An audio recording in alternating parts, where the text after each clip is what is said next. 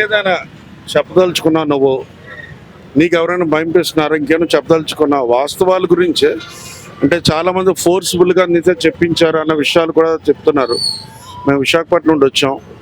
మీ ఉద్దేశం ఏంటి? మీరు ఏమనుకుంటున్నారండి? సార్ నిజంగా జరిగింది 7:30 నుంచి 7:30-8 లోపు అవుతుంది టైం. అప్పటి నుంచి ఒక 30-35 మినిట్స్ జరిగింది మాత్రం నాకు తెలుసు ఫుల్ క్లారిటీగా. ఆల్రెడీ బిఫోర్ న్యూస్ లో అన్ని ఛానల్స్ లో చెప్పాను. ఇక్కడ సైడ్ వస్తే మీకు మళ్ళీ నేను టీ తాగి మాత్రం ఇక్కడ నిలబడండి. టీ ఇక్కడ తాగాడు నిలబడి బ్రదర్. ఇక్కడ ఎస్ఐ గారు అనుకో, ఫాస్ట్ గారు అనుకో, నేను ఇక్కడ నుంచి ఇచ్చినప్పుడు అటు తిరిగి ఉన్నారు. ఈయన ఫాస్ట్ గారు అనుకోండి, ఇలా మామూలుగా ఉండండి, ఇలా తిరిగి వాటర్ ఇచ్చినప్పుడు తీసుకున్నారు. అప్పుడు మాస్క్ తీశారు, హెల్మెట్ అంతే ఉంది. తర్వాత ఇటు సైడ్ ఇక్కడ మట్టి ఉంటుంది, ఎర్ర మట్టి, ఇక్కడ మట్టి ఉంటుంది కాలుకి. నేను వెనక నుంచి ఇలా ఇస్తాను కదా, ఇది లేదు, ఇది సిటీ మార్చాను, ఇలా ఇస్తాను కదా, అప్పుడు ఇలా తిరుగుతారు కదా, అప్పుడు చూశాను. ఇలా వెళ్ళిపోయారు ఎస్ఐ గారు, వాళ్ళిద్దరు ఇలా వెళ్ళిపోయారు, ఇలాగనే వెళ్ళిపోయారు. ఇప్పుడు బుల్లెట్ బండి ఇక్కడ పెట్టారా? బుల్లెట్ బండి ఇక్కడ పెట్టారు. బుల్లెట్ బండి ఇక్కడ నుంచి మాత్రమే నా దగ్గరకు వచ్చి 35 మినిట్స్ నాకు తెలుసు. నేను బుల్లెట్ బిగించేటప్పుడు ఇక్కడ కూర్చున్నాను. ఇక్కడ నుంచి నేను ఇలా ఆయన ఇక్కడ కూర్చున్నాడా? బిగిస్తున్నా, ఇలా కూర్చొని ఇక్కడ కూర్చున్నాను. ఇదే సిట్టింగ్. హెల్మెట్ అన్నీ ఉన్నాయి, ఇలా కూర్చొని వస్తున్నాను, అక్కడ బిగిస్తున్నాను. ఇక్కడ కూర్చొని కూడా ఒక 18 నిమిషాలు 15 నిమిషాలు అవుతుంది. ఎస్ఐ గారు తీసుకొచ్చింది బై, మీరు వస్తే వెళ్దాం. ఇప్పుడు ఆయన పార్క్ లో ఉన్నాడా? పార్క్ లో పడిపోయాడా లేకపోతే కూర్చొని ఉన్నాడా? తెలియదండి. 3 గంటలు ఉన్నారని ఎస్ఐ గారు చెప్పారు. 3 గంటలు అక్కడ కూర్చొని ఉన్నారు. అక్కడ నుంచి తీసుకొచ్చి ఇక్కడ నుంచి నా దగ్గర, అంటే రోడ్డు అవతల ఉన్నాడా, ఇదే పార్క్ లో ఉన్నాడా? మీకు ఆల్రెడీ ఫుడ్ పెట్టారు కదా, అవును కూర్చున్నాడు. అది కూర్చున్నాడు, అది ఎక్కడది? ట్రాక్ అది చూడండి, ఈ ట్రాక్ మొత్తం ఇదే. అంటే ఆయన కూర్చుంది ఎక్కడ తమ్ముడు? కూర్చొని ఫోటో నాకు తెలియదు అన్న ఎక్కడ కూర్చున్నారు. ట్రాక్ ఇది, అక్కడ మీకు క్లియర్ ఫోటోలో అవన్నీ కూర్చున్నట్టుగా ఉంటది. ఈ ట్రాక్ చూపిస్తారా? సరే ఇక్కడ పర్లేదులే.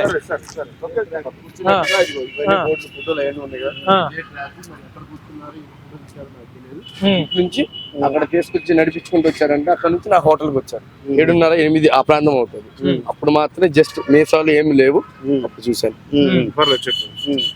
ఇప్పుడు వరకు జరిగిన ఈ పరిస్థితుల్లో తర్వాత వచ్చిన డెవలప్మెంట్స్ లో నీకంటూ ఒక ఫీలింగ్ ఉంటుంది కదా, అయ్యో ఇలా జరిగింది. అప్పుడు మీకు ఎవరో ప్రవీణ్ పటేల్ గారు తెలీదు, ఇది హత్య లేకపోతే ప్రమాదమా, ఎందుకు ఇలా జరిగిందో తెలియదు కదా. ఇప్పుడు వస్తున్న వాస్తులు పరిస్థితులు బట్టి మీ మనసులో మీ ఆత్మసాక్షిగా మీకు ఏమనిపిస్తుంది? సార్ 24వ తారీఖు జరిగిందండి సార్. 28వ తారీఖు పోలీసు వాళ్ళు ఇన్వెస్టిగేషన్ కోసం చాలా మంది వచ్చారు నా దగ్గరికి. ఎస్ఐ గారి దగ్గర స్టేట్మెంట్ తీసుకున్న తర్వాత ఆయన ఇలా జరిగిందని చెప్పేసి నా దగ్గరికి వచ్చారు.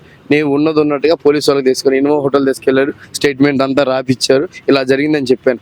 అప్పుడు యూట్యూబ్లో చూశాను, అప్పుడు కూడా నాకు తెలియదు.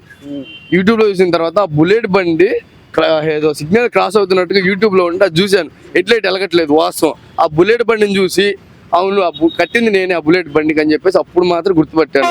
తర్వాత తెలిసింది నాకు 29వ తారీఖు మార్నింగ్ పాస్టర్ గారు అంట అని చెప్పేసి అప్పుడు చూశాను. అప్పుడు దాకా నాకు తెలియదండి ఆయన పాస్టర్ గారు అని, ఇంత పెద్ద రిచ్ పర్సన్ అని నాకు అసలు లేదు. ఇప్పుడు తర్వాత మీడియాలో వస్తున్న కథనాల్లో చూసి ఒరిజినల్గా ప్రవీణ్ ప్రగడాల గారు వేరు, తర్వాత ఆ బండి మీద ఉన్న వ్యక్తి లేకపోతే యాక్సిడెంట్ కూర్చున్న వ్యక్తి, ఆయన బట్టలు కానీ, ఆయన హెల్త్ కానీ, ఆయన బొజ్జు కానీ అన్ని వేరు అనే ఒక ఆలోచన ఉంది. ఇప్పుడు మీరు తర్వాత చూస్తున్న ఫోటోలు ఉన్నాయి కదా, దాన్ని బట్టి ఇప్పుడు ఏమైనా రికగ్నైజ్ చేయగలరా? ఆయన ఈయన కాదని చెప్పగలరా? అంటే నేను చూడంగా 2 సిప్పులు మాత్రమే తాగారు. పడద్దు, తప్పు చెప్పక్కర్లేదు, లేకపోతే అడిగామని ఏదైనా చెప్పాల్సిన పని లేదు. మనకి ఇందులో ప్రమాదమైన పర్వాలేదు, హత్య అయినా పర్వాలేదు, మనకి ఏమీ ప్రాబ్లం లేదు. దీనివల్ల ఎవరినో మనం ఇబ్బంది పెట్టే ఉద్దేశం లేదు. వస్తున్న అనుమానానికి మీరు ప్రత్యక్షంగా చనిపోకముందు చూశారు కనుక మాత్రమే అడుగుతున్నాం తప్ప ఇది ఎవరొక కుట్ర గురించి కానీ మనకు కాదు, మనం క్లెయిమ్ చేయం. బాగా గమనించారు, మీరు మాస్క్తో తీసింది మీరు చూశారు కదా. ఇప్పుడు మాకు ఫుటేజ్లు అన్నింటిలో మాస్క్తో వచ్చాయి. అంతేకాకుండా ఆయన ఒరిజినల్ ఫోటో ఇప్పుడు మీరు చాలాసార్లు చూశారు కనుక, ఆయన వాక్యం చెప్తున్న విషయాల్లో కానీ వీడియోస్ కానీ చూశారు కనుక, ఇప్పుడు అక్కడ కూర్చొని వ్యక్తి సుమారుగా మీరు ఒక 20 నిమిషాలైనా ఇంటరాక్ట్ అయ్యారు కదా, బండి కట్టడం కానీ 30 నిమిషాలు ఉన్నారు కదా నాన్న. దాన్ని బట్టి మీరు ఇప్పుడు ఆలోచించి అదా ఇదా అని ఏమైనా చెప్పగలుగుతారా? అలాగే ఉన్నాడని అనగలుగుతారా? నేను అది చెప్పాలని నా దగ్గరికి చాలా మంది కస్టమర్లు వస్తారు సార్. 2 చిప్పులు మంత్ టీ తాగారు, టీ మొత్తం ఏం తాగలేదు, పక్కకు పెట్టారు, ఇటు రైట్ సైడ్ తిరిగి పెట్టేశారు. అలా అప్పుడు మాత్రమే వాటర్ కడుక్కునేటప్పుడు కొంచెం మాస్క్ గడ్డం కింద కన్నారు, మీసాలు ఏం లేవు, టీ తాగారు. మళ్ళీ ఇలా వచ్చేసారు ఎస్ఐ గారు అమ్మటి, అప్పుడే మీసాలు ఏం లేవండి, మీసాలు ఏం లేవు, అది మాత్రం చూశాను. తర్వాత ఇక్కడికి వచ్చినాక మళ్ళీ పెట్టుకున్నారు. మళ్ళీ నేను కట్టేటప్పుడు ఇలా కూర్చొని చూస్తున్నారు, బండికి వెళ్ళి వస్తున్నారు. ఒక మాస్క్ ఉందా? మాస్క్ అండి, మాస్క్ ఎందుకన్నారు? ఎస్ఐ గారు అమ్మటి వచ్చారు, ఆయన అఫీషియల్ గా ఉన్నారు, ఏమనుకుంటాం మన సిఐ గారు లేదా ఆయన ఫ్రెండ్ ఏదో ఒకటి అనుకుంటాం కదా. లేకపోతే కస్టమర్ అయితే నేను డబ్బులు అడిగేవాడిని, 20 రూపాయలు, ఓనర్లు వేరే వాడిని, నేను పని చేసుకునేవాడిని, నేనేదో కొత్తగుడి కోసం పని చేసుకునేవాడిని. వాళ్ళు ఏదో నా నమ్మకం మీద వాళ్ళు వెళ్ళిపోయారు, ఏదో సరుకులు తేవాలంటే వెళ్ళారు, నేను ఉన్నాను. టీకి వాటికి డబ్బులు కూడా తీసుకోరు, ఎందుకంటే వీళ్ళు డబ్బులు కూడా తాగుతారు, పోలీసు వాళ్ళు డైలీ కొంచెం తాగుతూ ఉంటారు. వాళ్ళ ఫ్రెండ్ అనుకొని నేను ఇచ్చాను, డబ్బులు కూడా ఏం అడగలేదు. అది కాక మట్టి ఉంది కదా, ఇప్పుడు చెప్పగలరా? ఏమి క్లారిటీ ఇవ్వను నేను. ఇప్పుడు నేను ఏది చెప్పినా సరే చాలా మంది ఫేక్ గా చెప్తున్నారు, ఇష్టం వచ్చినట్టు రాసుకుంటున్నారు న్యూస్ వాళ్ళు, ఏం అర్థం కావట్లేదు. బెదిరించట్లేదు కదా తమ్ముడు, ఇప్పుడు వీళ్ళు ఏమైనా బెదిరిస్తున్నారా? బెదిరించట్లేదు, న్యూస్ వాళ్ళు ఇష్టం వచ్చినట్టు రాశారు సార్. హత్య అవ్వచ్చు, లేకపోతే యాక్సిడెంట్ అవ్వచ్చు, మనం అది క్లెయిమ్ చేయట్లేదు. అవును, వార్తల్లో తర్వాత వస్తున్న వ్యక్తి అప్పుడు ఆయన ఈయన కాదని మీకుంది కదా, ఇప్పుడు ఆ వేదన అయితే ఉంది కదా, అరే ఇలా చనిపోయాడు వ్యక్తిని టీ ఇచ్చాను అన్న బాధ ఉంది కదా యాక్సిడెంట్ వ్యక్తిని. సో నేను అంటుంది ఏంటంటే, వీడియోలో చూపిస్తున్న వ్యక్తికి ఒరిజినల్ గా ప్రవీణ్ ఈయన అది అని వ్యత్యాసం వస్తుంది కనుక, మీరేమైనా కాదండి ఈ వ్యక్తిలా లేడు, ఈ వ్యక్తిలా లేడు, ఈ బొజు ఇలాగున్నది, ఆ కలర్ ఇలాగుంది, ఇలాంటి విషయాలు డిఫరెన్సెస్ మీరు ఏదైనా రికగ్నైజ్ చేయగలుగుతున్నారా? సార్ బుల్లెట్ బండికి ఫస్ట్ బుల్లెట్ బండి నేను కట్టిన దారం ఉంటుంది, 2 పక్కలు గట్టిగా వేసాను.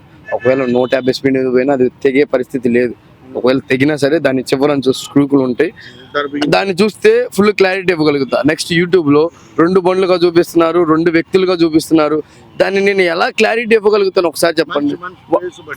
ఒక మీసాలు లేవు, అది ఒక్కడిగా చెప్పగలుగుతాను. ఇక్కడ కూర్చున్నాడు, ఆ బండిని చూశాను, అది కూడా వైట్ ఫ్రేమ్ ఉంది, ఏదో చిన్నగా ఎన్హెచ్ ఏదో ఉన్నట్టుగా ఉండి నేను కట్టేటప్పుడు ఏదో చూసినట్టుగా ఉన్నా, అంతే. అంత మించిగా నేను లేదు నీరసంగా మనిషి. ఇప్పుడు ఎండకి మనం తిరిగితే ఈ వేడి గాలికి ఊకనే లేదు 200% లేదు. ఆల్రెడీ మీకు చెప్పాను న్యూస్ లో. నన్ను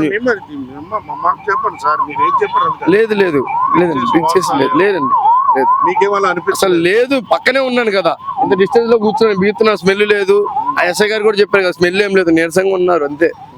ఎస్ఐ గారు కూడా అన్నారు వడదెబ్బ తిరిగి అని పడినట్టే ఉంది, కొంచెం వాటర్ అడిగాడు, వాటర్ ఇచ్చాను, కొంచెం టీ తాగాడు, అలా వచ్చి రాజమండ్రికి వెళ్ళి ఎలా అని చెప్పి అన్నారు, వెళ్ళిపోయారు. ఇంకొక విషయం, మీకు ఎవరైనా బాధించినట్టు కానీ, ఈ విషయాలు ఎందుకు చెప్పావని కానీ, ఇలా ఎందుకు అన్నావని కానీ, లేకపోతే డబ్బులు తీసుకున్నావని కానీ, లేకపోతే బలవంతం చేశారన్న ఆలోచనలు దాని తర్వాత మీరు ఆయన టీచింగ్ తర్వాత సర్వీస్ చేసిన తర్వాత మీకు ఏమైనా అనిపించిందా? అనిపిస్తే ఇష్టం వచ్చినట్టు మాట్లాడితే, నిజాలు మాట్లాడితే 5 కోట్లు తీసుకున్నాను ఒకళ్ళు అంటారు, 5 కోట్లు తీసుకున్నాను నేను, మరి ఇంకా నాకు అర్థం కావట్లేదు సార్.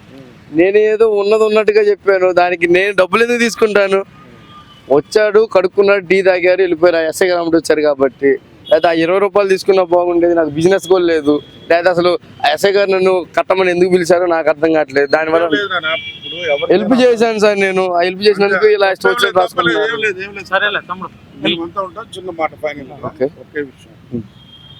మీకు ఎప్పుడైనా ఏదైనా సరే ఇటువంటి విషయాలు, ఈ విషయంలో మీకు అన్యాయం జరిగినప్పుడు క్రైస్తవ సంఘాలుగా మీకు ఉంటాయి.